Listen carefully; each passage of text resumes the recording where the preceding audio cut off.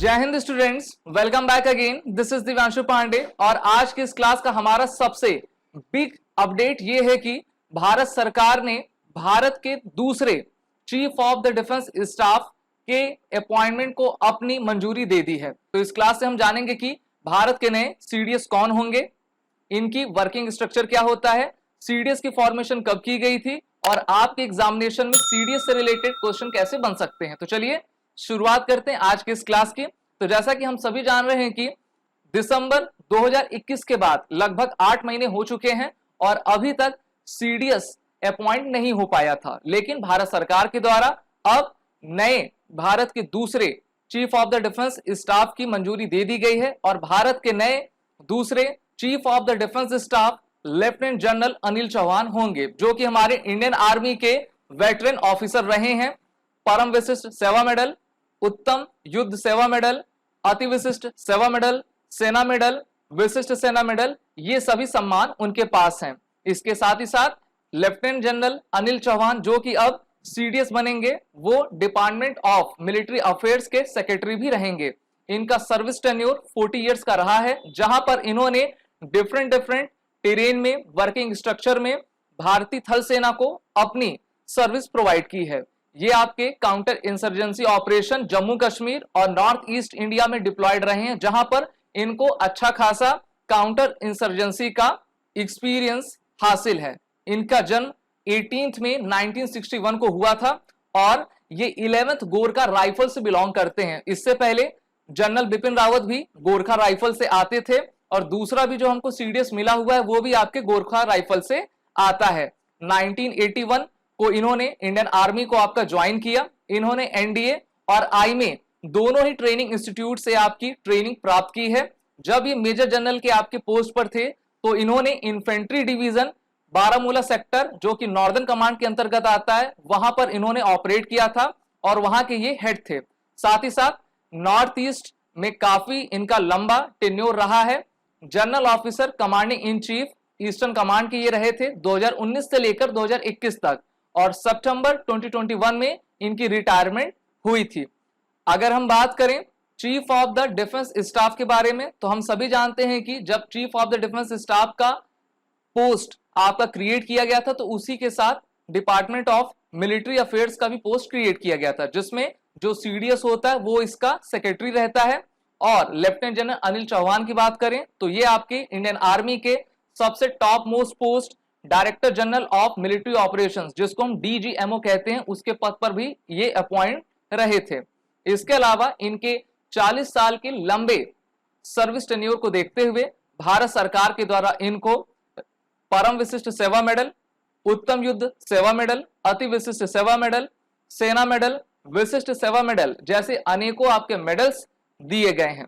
और अगर हम बात करते हैं chief of the defence staff की पोस्ट के बारे में, तो भारत के प्रधानमंत्री श्री नरेंद्र मोदी के द्वारा 15 अगस्त 2019 को लाल किले के प्राचीर से ये अनाउंसमेंट किया गया था कि हमारे भारतीय सशस्त्र सेनाओं को अब chief of the defence staff का पोस्ट मिलेगा, जिससे कि उनके बीच बेहतर कोऑर्डिनेशन हो पाएगा।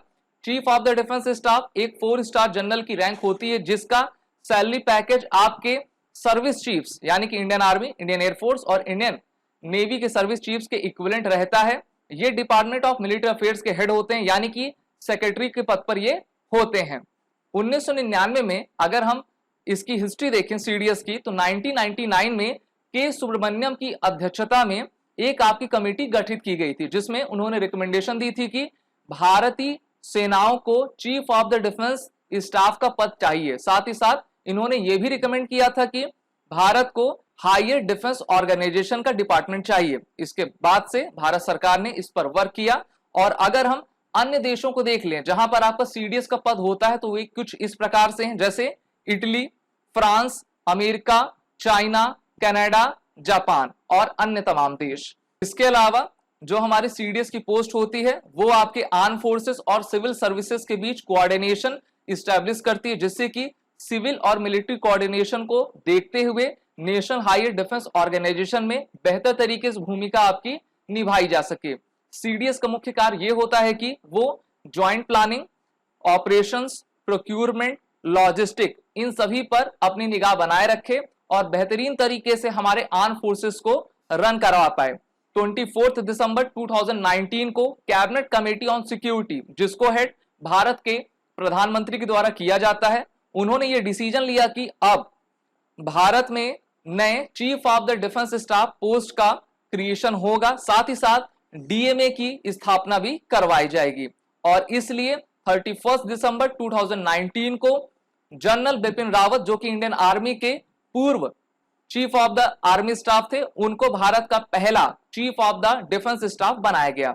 लेकिन पिछले वर्ष दिसंबर 2021 6 दिसंबर को इनकी हेलीकॉप्टर दुर्घटना में आपकी मृत्यु हो गई थी। उसके बाद से chief of the defence staff का पद आपका वैकेंट पड़ा हुआ था। जैसा कि हम सभी जानते हैं कि डिपार्टमेंट ऑफ मिलिट्री अफेयर्स का क्रिएशन हुआ, chief of the defence staff का क्रिएशन हुआ, जिससे कि हमारी जो आर्म फोर्सेस है वो बेहतरीन तरीके से एक दूसरे के साथ इंटर ऑपरेबिलिटी, तालमेल करते हुए बेहतरीन तरीके से कार्य कर पाए और एक ब्रिज बना पाए, जिससे कि हम अपने एलएसी और एलओसी यानी कि ईस्टर्न और वेस्टर्न बॉर्डर की तरफ काफी आसानी से बेहतरीन तरीके से ऑपरेट करके अपने दुश्मनों के दांत खट्टे कर पाए। और हम सभी जानते हैं कि भी हाल ही में मिनिस्ट्री ऑफ डिफेंस के द्वारा एक नोटिफिकेशन जारी की गई थी, जहां पर उन्होंने आपके सीडीएस के सिलेक्शन प्रोसीजर में कुछ चेंजेस बताए थे और उन्होंने कहा था कि ऐसा कोई व्यक्ति जो कि हमारे Indian army, Indian air force, Indian navy का है, जो सर्विंग या रिटायर्ड है और जिसकी post lieutenant general, air marshal, vice marshal है और उसकी एज अंडर 62 ईयर्स है, वो एलिजिबल रहेगा chief of the defence staff के पोस्ट के लिए। और इसी कारण से लेफ्टिनेंट जनरल अनिल चौहान, जो कि रिटायर्ड ऑफिसर हैं इंडियन आर्मी के, उनको अब भारत का नया chief of the defence staff बनाया जाएगा। डेट्स जल्दी आपकी अनाउंसमेंट की जाएंगी।